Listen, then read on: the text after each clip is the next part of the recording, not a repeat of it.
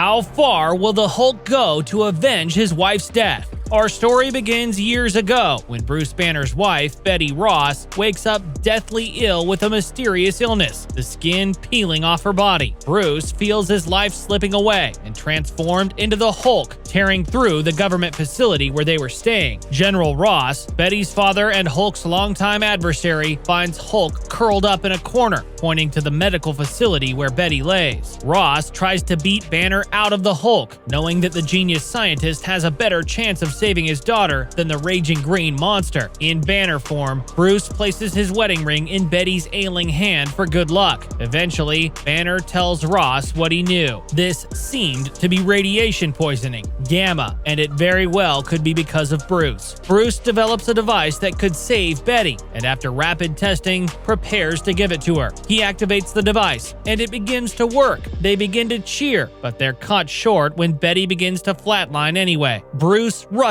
to her side. Betty's hands open, dropping the wedding ring to the floor. Bruce Banner, who spent a lifetime jumping from one tragedy to the next, just watched his wife die. We jump to the present, where Bruce slouches in front of a computer, staring at a framed photograph of his late wife. "I've been thinking about you every day." Bruce leans up to his keyboard and begins typing. It's a letter to Betty, something Doc Samson suggested. "I try to imagine that you're still there, sleeping peacefully. I try to remember that lilac scent of yours, and that beautiful, beautiful smile. And I can't." Miles away in New Hampshire, a mysterious large man teaches a small writing class. Unbeknownst to the students, it's the Abomination, wearing a cloak from head to toe. Abomination listens to one of his students read his story, then abruptly cuts him off. "Enough! Is something wrong, Mr. Blonsky? I changed Mickey from a race car driver to a private eye, just like you suggested." "When we draw from our own experiences, we do not simply recreate our favorite cop shows. To describe love, a writer must have known love." Abomination gives a new writing prompt, one about a spy and a career liar named Emil. It's a modified version of his own backstory. Emil went into a foreign land to steal their magic, only to suffer an accident and turn into a monster. Imagine Emil's fear. He is trapped in a foreign kingdom, forever changed by a spell that cannot be broken. Emil can never go home. Not like this. He searches for the magician responsible for this spell, the Hulk. During all of this, his wife, Nadia, believes her husband is dead. He realizes that he will never have her back. He's lost everything. Emil can't defeat his enemy, so he takes a different approach. He kills his enemy's wife. Abomination poisoned Betty Ross. Even so, Emil's enemy forgives him, for he knows that his forgiveness will be the one thing that Emil cannot endure. Now, Emil lives without purpose, knowing that his hatred for his enemy is simply misplaced hatred for himself. He awakens every day, hoping to realize it was all a dream. How does it end, Mr. Blonsky? Does Emil get to see Nadia again?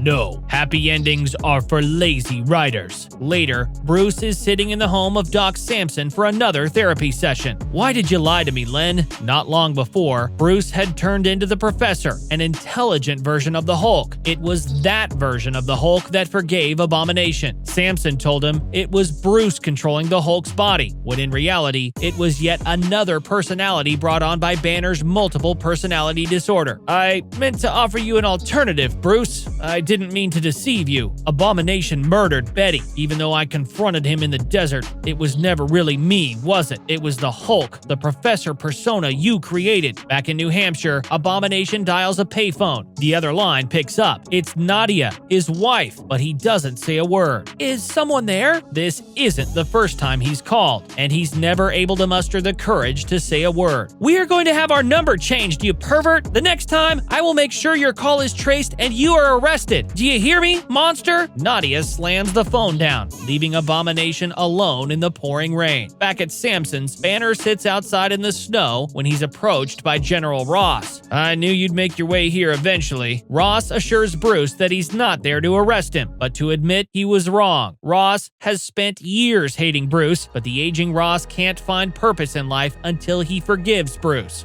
"Betty's death wasn't your fault, any more than it was mine." Ross invites Bruce to help him track down her real killer, Abomination. "I'm not interested, Ross. Betty's dead and buried now, and I've come to terms with it. You want Blonsky? Go and find him yourself." Ross insists that there's something Bruce needs to see. Ross takes Bruce to Area 51, where he's been able to trace Abomination's location with a gamma scanner. They've traced him to New Hampshire, where they know he's been teaching a creative writing class. They have an infiltrator on the inside, monitoring the situation. "So, what do you want me to do about it?" Ross clicks a button, revealing a hidden door. He leads Bruce into a dark room illuminated in red. Sitting in the middle of the room is the body of Betty Ross, preserved on a table. Ross had kept her in this condition, hoping they could one day save her, but that day's long since passed. Bruce collapses to the floor, swarmed with emotion after seeing his dead wife's body. Ross remains calm as the Hulk tries to emerge, reminding Banner that it was Blonsky that killed his wife.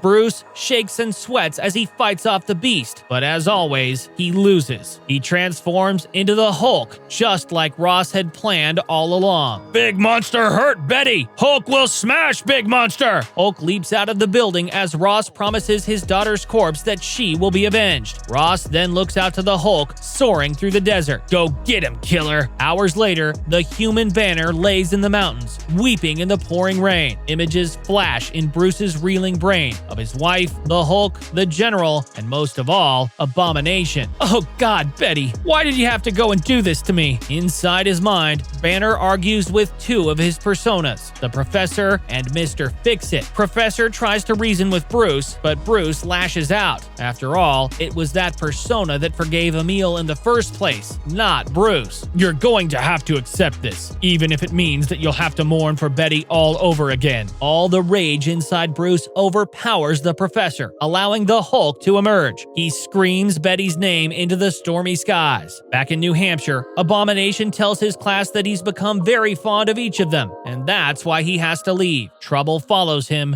and he must leave to keep them safe. After class, the spy calls General Ross. "Just wanted to let you know that our mutual friend is checking out of town. Looks like he's onto us." Ross orders the spy to follow Blonsky, monitoring him from a safe distance. Ross has a trace on Banner, who's quickly making his way to New Hampshire. "I don't know how long he'll be around, General. If you ask me, he's in a hurry. You sure your man will be here in time?" "He'll be there. You can rest assured of that." Later, Abomination emerges from the ocean, narrated by a poem he had left the class. "And so I cringe and crawl under the water's heavy blankets, into a sleep without dreams, mercifully blinded to her image, awakening, alone in the sorrow-filled arms of the ocean." Right when Abomination exits the water, Hulk soars through the air and smashes into him. Hulk drags him across the ground, but Abomination strikes him on the jaw. So, the inimitable Dr. Banner makes his significant return to the fray. "What took you so long, Banner?" Hulk's not quite as talkative as the Professor. "I might have known. You're back to being a moron again." The two begin to wrestle. They headbutt each other before Abomination flings the Hulk over his shoulder, helplessly crashing into the water. General Ross watches from above in a helicopter. "Let them kill each other. We'll be there to pick up the pieces when they're finished." Back on the ground, Hulk leaps from the water, only to be met with another swift punch by Abomination. The two gamma monsters wrestle underwater. Abomination switches the hold, wrapping his arms around the Hulk's neck as they sink toward the bottom. Hulk finds his footing and propels them both into a dam wall, cracking it at its core. The dam breaks, flooding the entire small town of Duncan, which they thankfully evacuated beforehand. Abomination warily climbs from the water, calling down to the assumed defeated foe.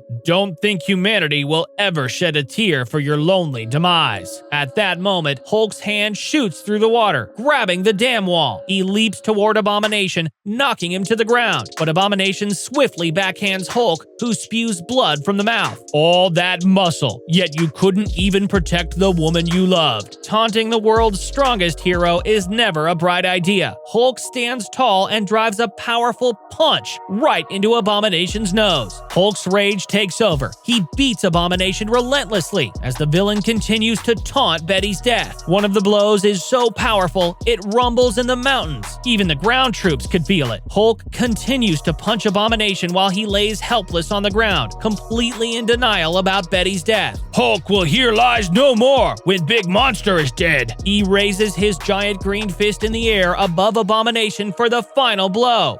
Do it then, halfwit. Put us both out of our misery. Hulk hesitates. Then the anger fades away. He reverts to human form. Banner's horrified at what he's just done. Helicopters land. Ross steps out to talk to Banner. You used me, old man. You allowed yourself to be used. Later, Abomination is held in an ultra-secure facility, every limb bound to a machine that once held the Hulk in stasis. For the first time, he has a visitor. Hello, Emil. You're recovering well, I see. It's Banner, who's still pretty beaten up from their fight. I guess this is our last goodbye. Abomination refuses to admit he lost. After all, he hurt Bruce more than Bruce could ever hurt him. Bruce clicks a button and tells Emil to look at the screen. It's a security video of a house, Emil's house, long ago. Apparently, Emil had made some American enemies before he turned into this monster. On the security video, Emil says his goodbyes to his wife, hoping not to be gone too long. You made her laugh out loud when you asked her what would happen if you were away for too long. Would she forget about you? And do you remember what she replied? Abomination remembers. He screams for Banner to stop. Oh, Emil, no matter what happens, I will always love you. It doesn't turn off. Ross saw to that, and now you know how it feels, you son of a bitch. The clip repeats on loop, Nadia saying those final words and kissing Emil goodbye, again